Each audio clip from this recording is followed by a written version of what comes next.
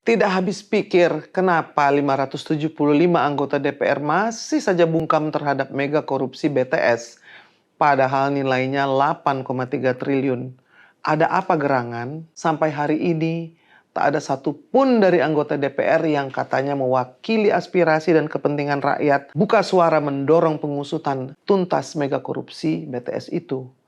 Kalau selama ini DPR sering terlihat garang dalam banyak kasus receh, mestinya mereka sangat marah dengan korupsi BTS yang menyengsarakan rakyat kecil ini. Sebenarnya mereka mewakili kepentingan siapa sih? Absennya sikap DPR dalam perkara korupsi BTS ini kontras dengan sikap PSI. PSI sering dihina, dimaki, dan dianggap sebagai partai kecil pengganggu.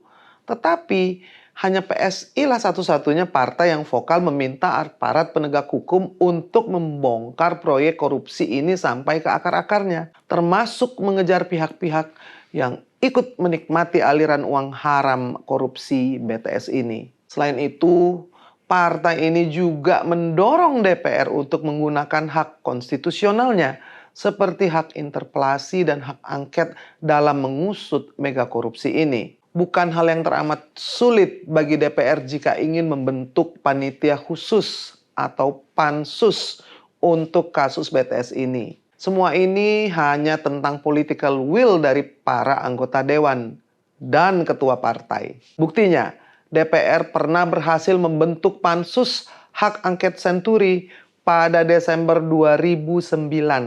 Bahkan pansus Senturi ini disiarkan langsung kepada publik. Padahal nilai kerugian yang ditimbulkan dari skandal Bank Senturi tidaklah lebih besar dari korupsi BTS ini.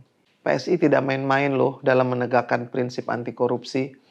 Kami ingin memastikan bahwa perjuangan anti korupsi tidak hanya sebatas lip service semata. Kami berkeyakinan bahwa tidak akan ada perubahan di DPR jika anggota-anggota legislatif yang ditawarkan tidak bebas korupsi. Meskipun partai kecil, PSI konsisten mengutuk perilaku korup para pejabat negara. Dan kelak ke depannya dari gedung parlemen, kami akan berjuang lebih keras lagi melawan korupsi lewat penegakan hukum yang adil dan tidak pandang bulu. Salam solidaritas. PSI Partaiku.